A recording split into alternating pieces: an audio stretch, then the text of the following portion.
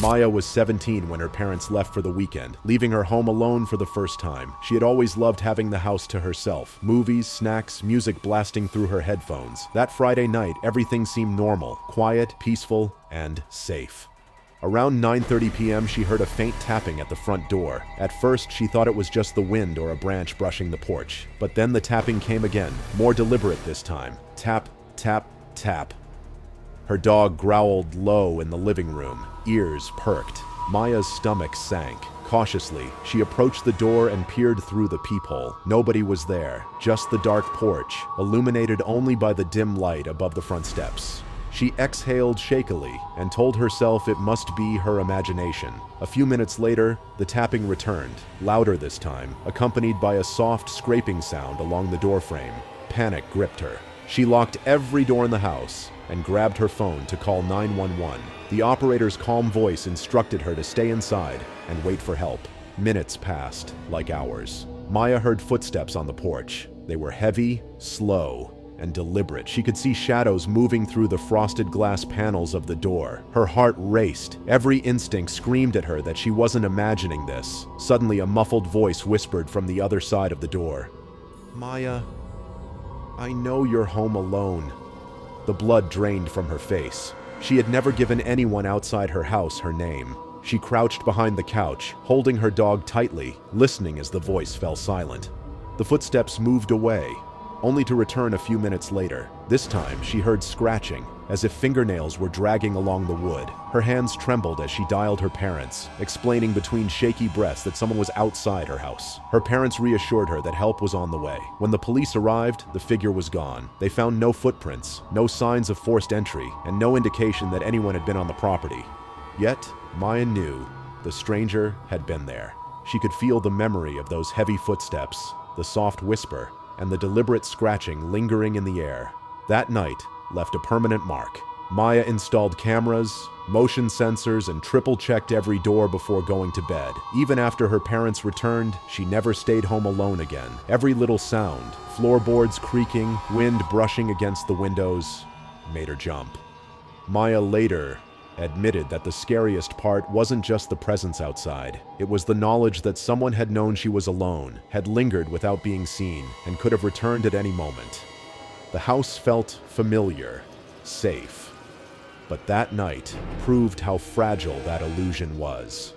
Even now, years later, she shudders when she hears a knock on the door or notices shadows moving just beyond her porch. The memory of the stranger, patient and silent, serves as a chilling reminder. Being home alone can feel safe, but sometimes the real danger waits quietly outside, watching and knowing you're completely vulnerable.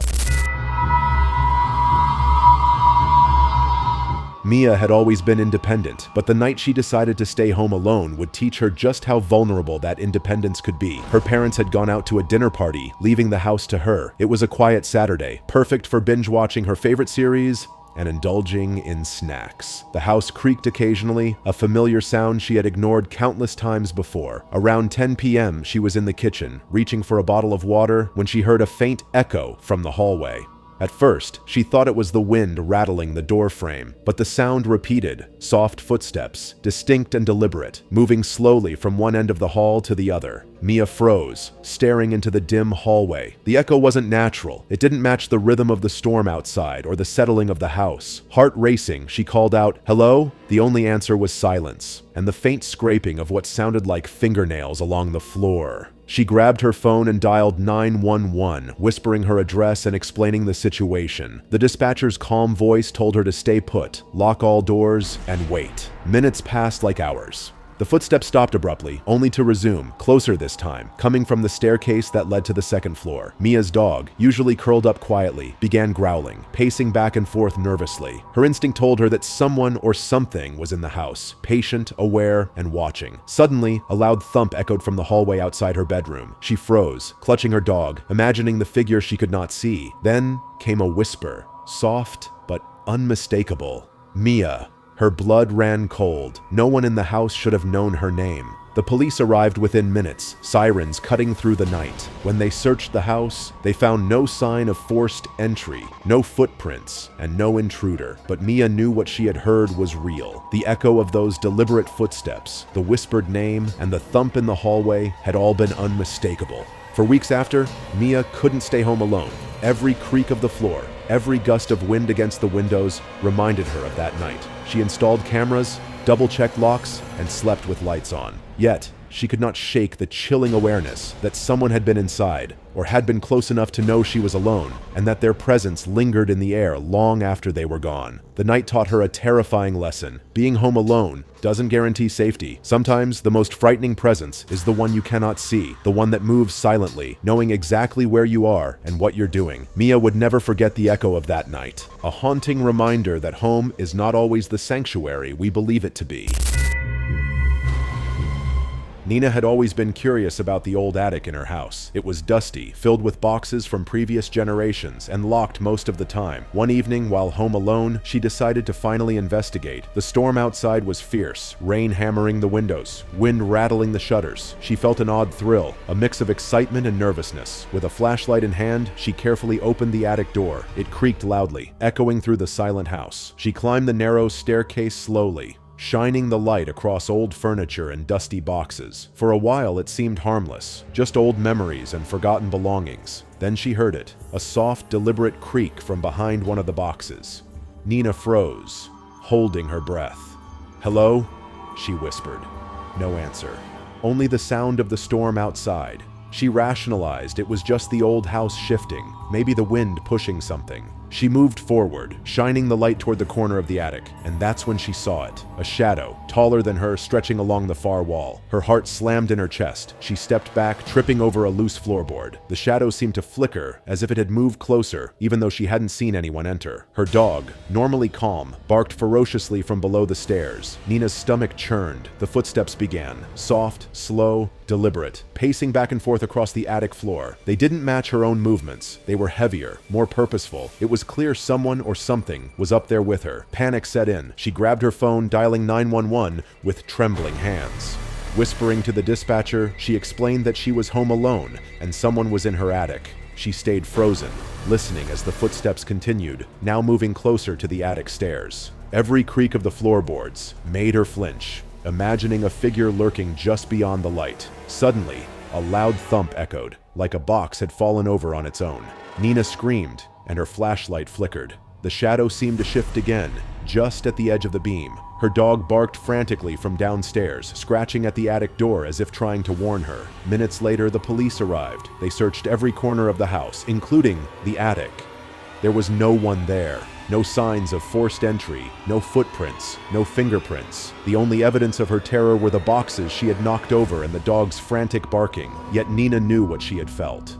The presence, patient and silent, had been real. Even after her parents returned, Nina never went near the attic alone again. Every noise, floorboards creaking, wind rattling windows, even shadows stretching across the walls, made her heart race.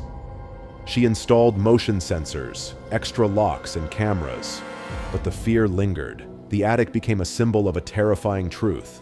Sometimes the scariest intruders are invisible. They hide in the shadows, waiting for the right moment to reveal themselves. Being home alone can feel safe, but as Nina learned, that feeling can vanish in an instant when something unseen is sharing your space, watching and waiting.